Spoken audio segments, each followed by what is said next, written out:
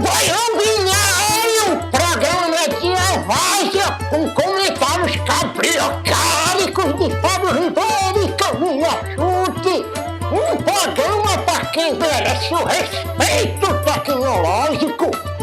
Escuta aí, troço, pra ver se tu aprende alguma coisa. Bom dia, Fábio Ribeiro. Segunda-feira de feriado, aniversário de São Paulo, estamos gravando aqui mais um baião, tô com soluço, sobre educação, que é o tema que a gente mais fala por aqui. Esse episódio vai no ar no dia 28 de janeiro, está sendo gravado no dia 25, e o tema hoje é educação, a segunda onda de Covid e os impactos na educação, e já tem bastante informação quantificada sobre, enfim, o que esse processo todo desencadeou de resultado na educação, sobretudo na disparidade que existe entre pessoas que têm mais ou menos acesso a recursos tecnológicos. A primeira reportagem é da The Economist, que diz aqui o seguinte: os professores e as escolas estão muito melhor preparados dessa vez, no segundo isolamento, do que estavam no primeiro, né? Normal, isso aconteceu com todo mundo, mas o interessante desse processo é que, de fato, se a gente tem uma coisa boa disso tudo, é que a gente foi levado a ter que raciocinar no momento de extrema restrição, no momento de extrema dificuldade, sobre as soluções para manter qualidade, equidade e distribuição de ensino. Os professores dizem o seguinte: na primeira vez que a gente saiu, em março do ano passado, foi muito de supetão, então meio que a gente adaptou o que a gente já fazia, fotocópia, enfim, mandava para os alunos por e-mail. Esse foi o conceito de digitalização que as pessoas tinham naquele momento, né? Como é que a gente podia remediar o problema? Dessa vez não, dessa vez já existe aqui uma destreza digital no uso das técnicas, de todos os mecanismos que surgiram nesse processo como um todo. Isso está melhorando bastante a forma como os professores conseguem chegar nos alunos. Mas uma coisa é consenso. Eles dizem o seguinte: olha, por mais que a gente tenha se adaptado, é notório a perda que a gente tem para que a gente consiga passar a melhor pedagogia de ensino. Só que tem bastante coisa interessante. A gente disse isso na live das Somas no início da semana, né, hoje mesmo. A gente está no futuro, mas a gente fez isso hoje, enfim, tem um pouco aqui de distância temporal.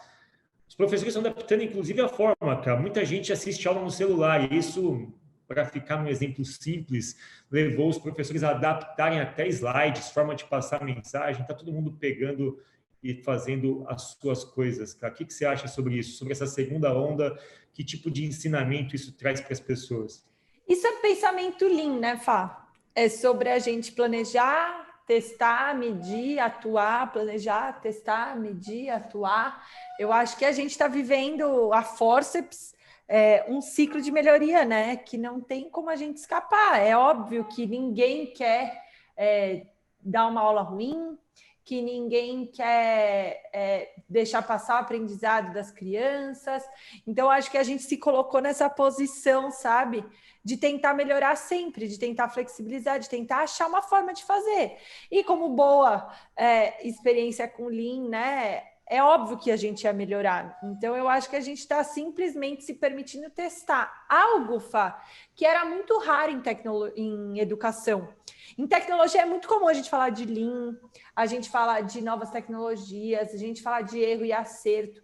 Em educação, a gente tinha muito medo de testar ferramenta nova, de testar metodologia nova, a gente tinha medo, né? Então, eu acho que hoje a gente conseguiu essa liberdade poética, não ideal, obviamente, porque a gente era numa situação de pandemia, de testar, de correr alguns riscos e poder iterar nessa forma de trabalhar. Então, eu não tenho a menor dúvida que a gente vai sair dessa, ainda que não para dar aulas online melhores, mas para dar aulas melhores.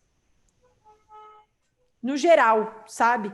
Eu acho que a gente aprender a dar aula à distância não melhora só dar aulas à distância, melhora a nossa percepção de mundo, a nossa capacidade de entender tecnologia é maior do que isso, sabe? Então, com certeza, a gente vai sair mais forte, Fá.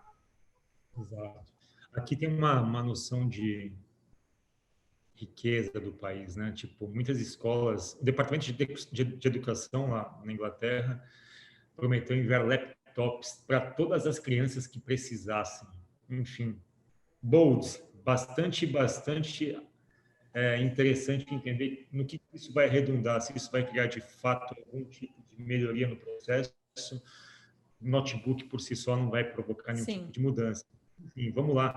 O que eu acho interessante é isso, né? A gente começa, enfim, pode ser uma ranzinzice minha, uma rabugice minha, mas você começa a perceber que as pessoas começam a usar Microsoft e Zoom e essas empresas começam a modelar coisas quando a gente menos espera. Existe todo um tipo de pedagogia sendo modelado por empresas de tecnologia. Não sei até que ponto a gente está terceirizando isso facilmente. Segundo a reportagem do Financial Times, enfim, percebe-se já há um bom tempo, e aí, de novo, né, reflexões pandêmicas, de que a gente precisa ter outros mecanismos de sacar se as pessoas estão aprendendo ou não. E os exames já não servem para isso, já não serviam, e aí ficou evidente que eles são bastante ineficientes para você capturar alguns tipos de habilidades desejadas pela sociedade moderna. Então, aqui, educadores do mundo todo tentam buscar novos padrões de exames aqui. E aí eu separei alguns trechos, né? Já estão desenvolvendo modelos alternativos usados em 1.300 escolas em 8 países que priorizam aqui habilidades e pensamento independente, ou seja, um jeito da gente buscar entender como é que as crianças, adolescentes, enfim, qualquer tipo de pessoa vinculada com a educação compreende esse pacote de habilidades exigido pelo mundo novo, que é pensamento crítico, comunicação. Os testes não pegam isso, né, cara? Os testes não foram modelados para isso. Não, vestibular, então, né, Fá? Se você pega um modelo do vestibular, olha que doideira você parar para pensar que 12 anos de educação básica tem que ser provados em 4 horas. Assim, é no mínimo injusto se aquela pessoa acorda passando mal, se aquela pessoa não acorda bem, né? O modelo de vestibular aqui no Brasil é muito, muito injusto na minha leitura. Eles falam sobre Rethinking Assessment, que é um grupo que está advogando para fazer essa mudança. E eles dizem, olha, pesquisa atrás de pesquisa em educação dizem que criatividade, pensamento crítico e comunicação é o que a gente precisa. Exames não mostram isso. Então, Covid forçou a gente a perguntar, a gente tem de volta aquilo que a gente quer quando a gente para e pensa sobre esses programas todos, sobre esses formatos, né? Eu acho isso interessante, cara, porque, de certa forma, não tem como a gente mudar modelo educacional só com tecnologia se a gente não muda a forma como a gente mede as coisas. Total, quando eu estava fazendo disciplina do doutorado, Fá, eu lembro até hoje que eu falei assim, não, agora tem pensamento computacional na BNCC, na Base Nacional Comum Curricular. Todo mundo vai ter que aprender pensamento computacional. E aí eu lembro que um professor muito mais experiente, né, chegou a falar assim, então, Camila, deixa eu te contar uma coisa. A gente só vai começar a ensinar pensamento computacional a hora que isso cair nos grandes exames. Ponto. A hora que tiver uma questão no Enem, a hora que tiver uma questão na FUVEST, uma questão em algum grande vestibular, a gente vai começar a ensinar. Até lá é só uma diretriz, é só uma boa prática, é só legal, mas ninguém vai começar a ensinar porque não tem como medir. E isso me lembra o que você, né? Isso tem tudo a ver com o que você falou, Fá. Se não medir, as pessoas não vão se dedicar para isso. Então, talvez seja melhor de fato que a gente mude a forma como a gente mede e cause, né, essa mudança em cascata, para que outras pessoas possam refletir sobre o que elas estão aprendendo, como que elas estão estudando. Exato. Só que essa mudança, ela precisa ser sistêmica, né? Do contrário, total. Tem uma linha de produção no mercado que precisa avaliar as pessoas. Por isso que a gente é conduzido por diploma, coisa desse tipo. E Fá, só um último comentário sobre o Enem, né? Se a gente você fez um Enem extremamente instrumentalizado, né? Eu também, a minha geração também fez um Enem que era... Não tinha Enem? Não, na minha época não, na minha época era vestibular só. Era só vestibular. O Enem, assim que nasceu, né, o Exame Nacional do Ensino Médio, tinha esse lance de tentar... Era tipo o check da disciplina que era dada no ensino médio, sabe, Fá? Com o passar do tempo, em 2014, o Haddad propôs um realinhamento.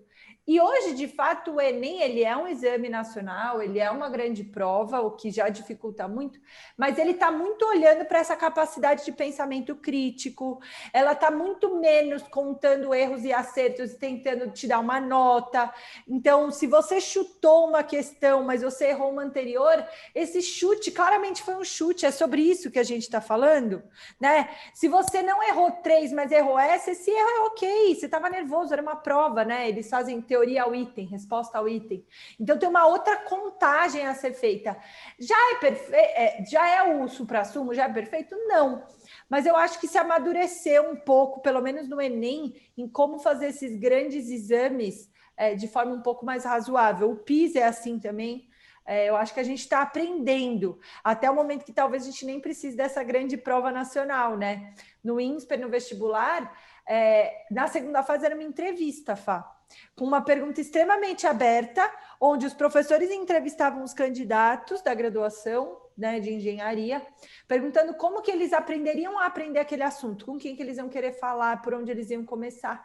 Cara, isso é educação do século XXI, na minha visão, no que diz respeito a você tem toda a informação do mundo, mas se você não aprender a curar, Fá, ferrou. Exato. Aqui tem uma ideia, né, de escolas que isso não é novo, né? Muitas escolas já usam projetos aí, aprendizado baseado em projetos. Nesse caso, especificamente, os alunos não são avaliados por nota, eles apresentam um portfólio. Eu acho que, em algum momento, a gente vai precisar descaracterizar o processo de avaliação. A gente precisa tomar cuidado de também não ter avaliação alguma, né?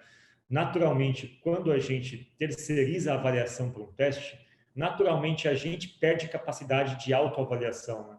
A minha avaliação depende daquele teste e eu me balizo pela nota que eu tiro.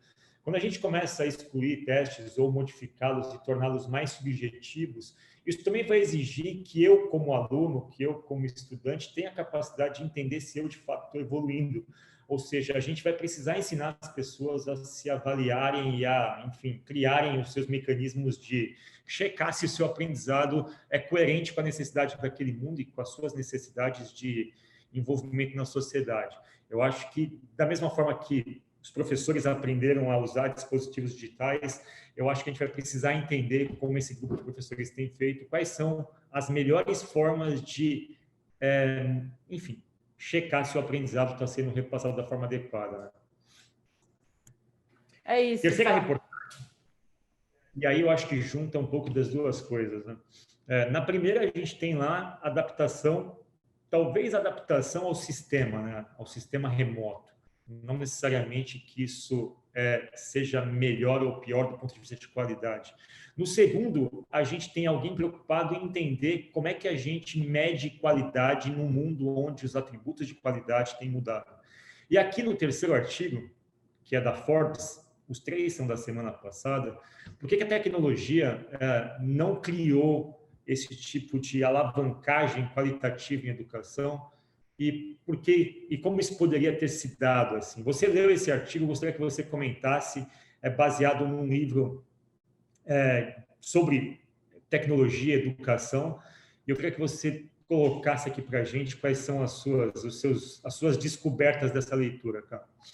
Eu acho que tem uma tese, Fá, que é uma tese que eu e você, a gente pactua, assim, eu não ouvi você comentando sobre o artigo, então eu também quero te ouvir, mas eu acho que tem um pouco essa tese da gente acabar instrumentalizando as pessoas com essas tecnologias, impondo que elas sejam usadas, e elas são usadas, mas como usuários, que é uma discussão antiga que o Mark Prensky traz quando a gente fala de nativos digitais, imigrantes digitais, onde eu não sei o que aquilo significa, aquilo não está me ensinando, eu estou só reproduzindo o que me mandaram, mas eu não estou aprendendo, né?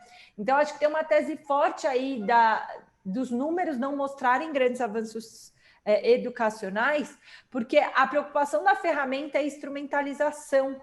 Quando a preocupação da educação, para que ela no longo prazo traga resultados, tem que ser de formação, né? Eu tenho que conseguir fazer as pessoas compreenderem aquela parada. Então, para mim, a tese da Nathalie, né, que depois ela tem alguns artigos, ela escreve sobre K-12, especificamente aqui está falando mais sobre K-12, né, Fá? que é do kindergarten até os 12 anos, que é o que aqui no Brasil seria, né, primário até o fundamental 2, até o fundamental 1, né? O fundamental 2 já é high school para eles, né? Já não é K-12. Mas quando a gente para pensar, na minha leitura, que a gente não teve mudanças quantitativas e a suposição é que qualitativamente a gente instrumentalizou as pessoas para executar tarefas, certo?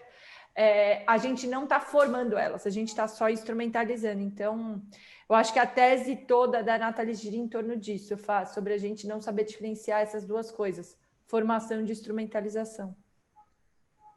O livro dela se chama Teachers versus Tech, The Case for a EdTech Revolution. Ou seja, esse, Fá? Eu achei que era outro. Mais para baixo ela fala de um outro livro também. Mas acho que toda a tese dela está exposta nesse livro. E qual é o lance dela? Ela coloca aqui, né? Não que ela descaracterize o lance todo de novo, né? Talvez é só uma questão de colocar as coisas nos seus devidos lugares, enquadrá-las do jeito correto. Ela não tira a tecnologia da mesa, ela só fala de tecnologia.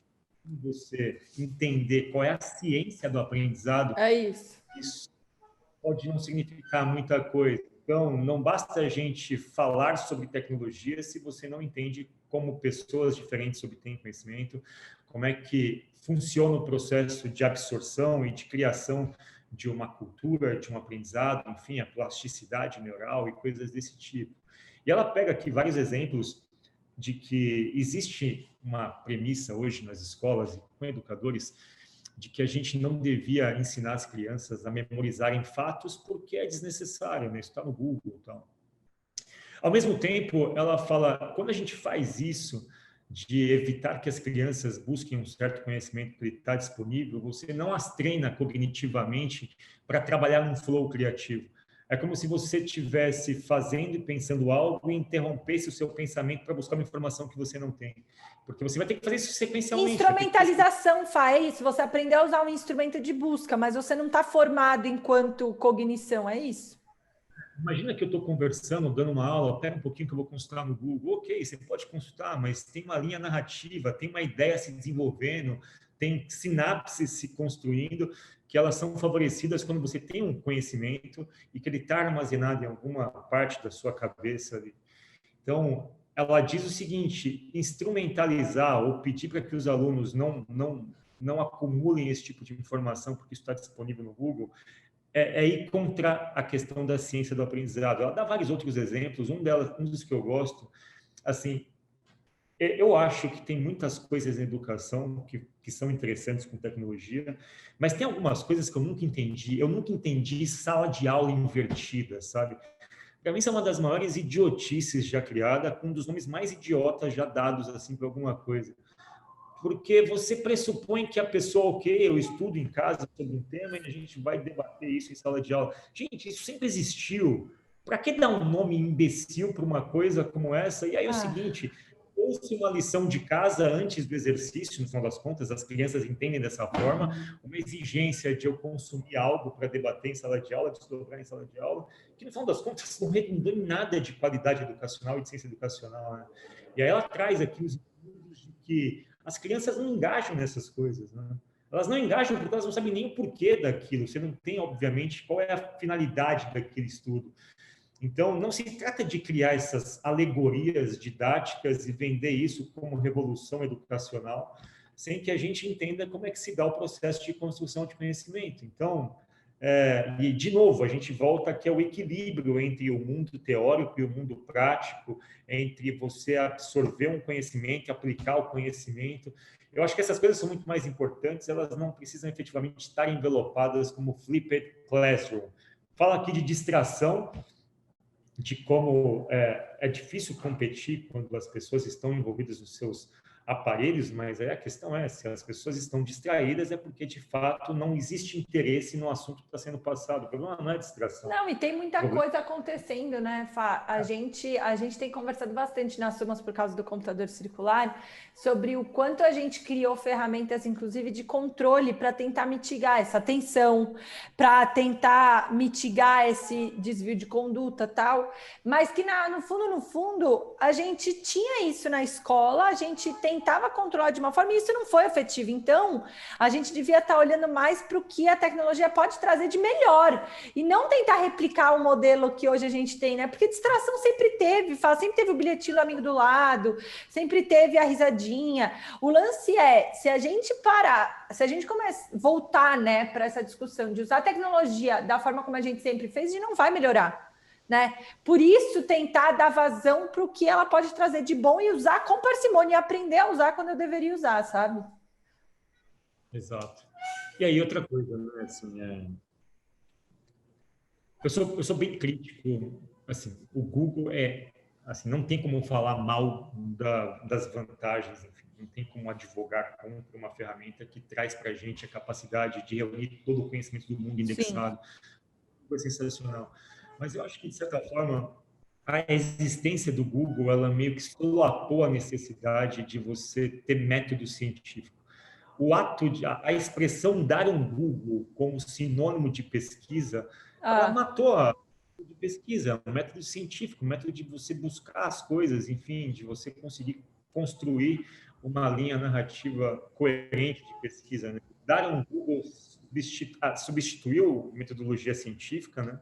De certa forma, em muitos espaços, e não é muito claro de como esse processo se constrói. O que significa construir uma pesquisa em prol de obtenção de um conhecimento, né? Então, eu acho que a gente precisaria ensinar especificamente como é que as pessoas pesquisam, tal, como é que a gente cria esse tipo de coisa, para que depois ela opere isso na máquina chamada Google, no software chamado Google.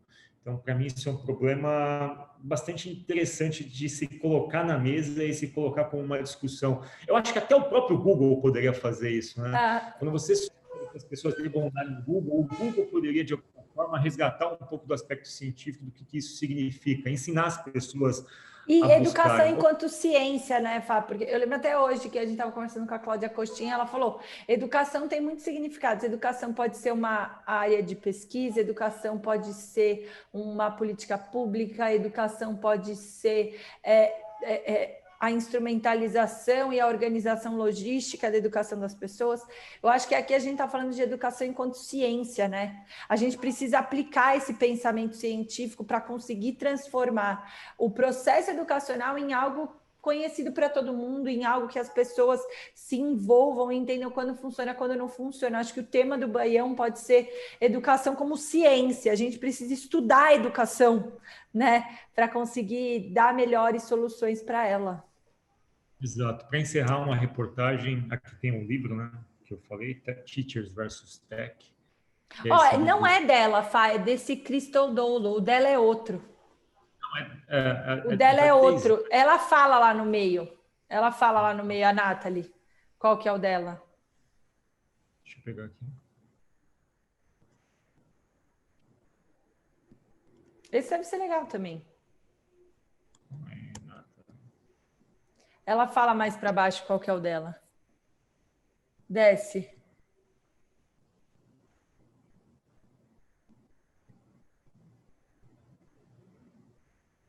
Desce, fala. Acho que está um pouco mais para baixo.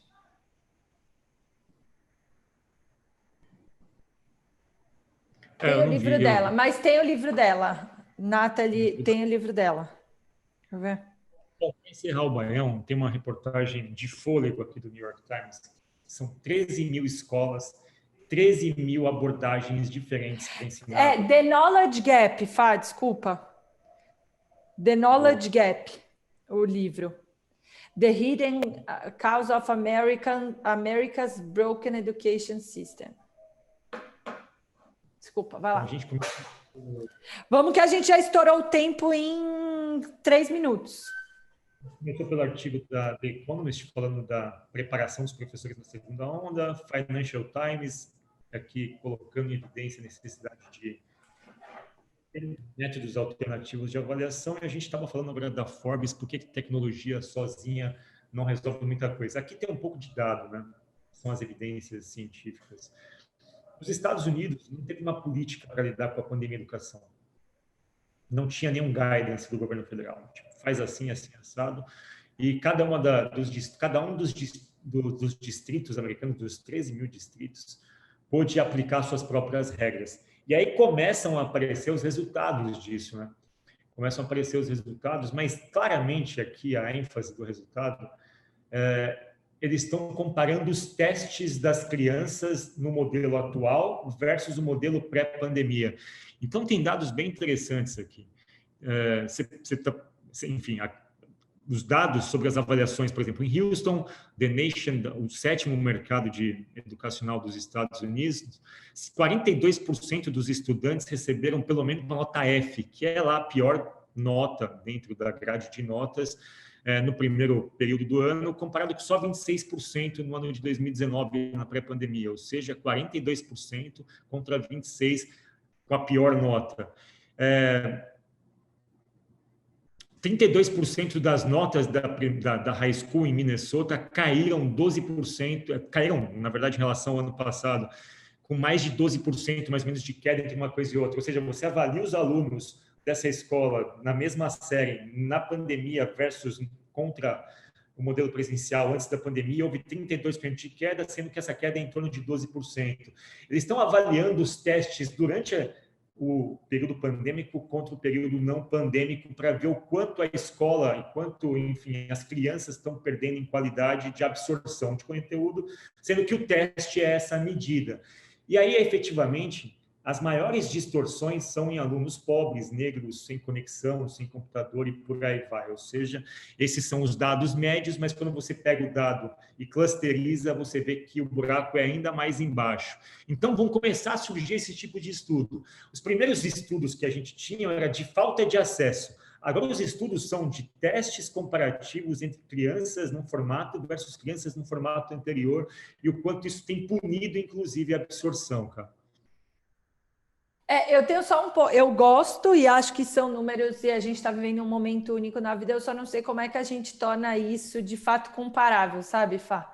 Porque eu acho que tem muitos meandros, assim, esses dados, eles não são binários, né? Tipo, cara, será que o F vem do fato dele não ter tido acesso a um dispositivo de qualidade? Será que era a internet dele que era ruim? Será que era o professor que não estava sendo capaz? Será, né? Como é que a gente recorta isso e faz e consegue tirar de fato próximos passos? Então a gente identificou que a dificuldade de fato era o dispositivo. Pô, então a gente tem uma linha de raciocínio aqui. O problema é que soltar um número pelo número, ele pode trazer uma sensação de que faltou esforço do aluno, faltou esforço do pai, sendo que não era bem por aí, sabe? Então, acho que tem que decupar esses dados, Fá. Acho que não é nem esse o ponto aqui. O ponto é, sendo uma coisa ou outra, o resultado final ele está pior nessa... A questão é, eu não sei exatamente qual é a causa, mas eu sei que a consequência é isso daqui. Está pior. Eles estão estudando as causas, mas como cada um optou, enfim, como cada um dos 13 mil distritos ficou livre para produzir seus modelos de abordagem, não tem uma receita sobre o que dá certo e o que não dá certo. Sim.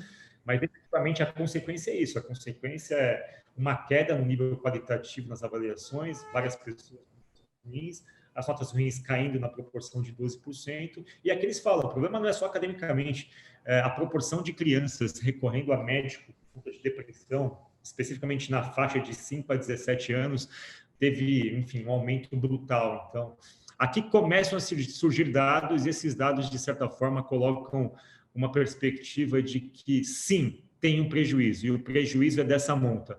Agora também a gente começa a avaliar o que poderia... A especular quais são as causas. E isso é educação como ciência, Fá. Concorda? Exato. Isso é você pegar dado, é você decupar. Isso é educação como ciência. Acho que a gente precisa ter mais conversas como essa.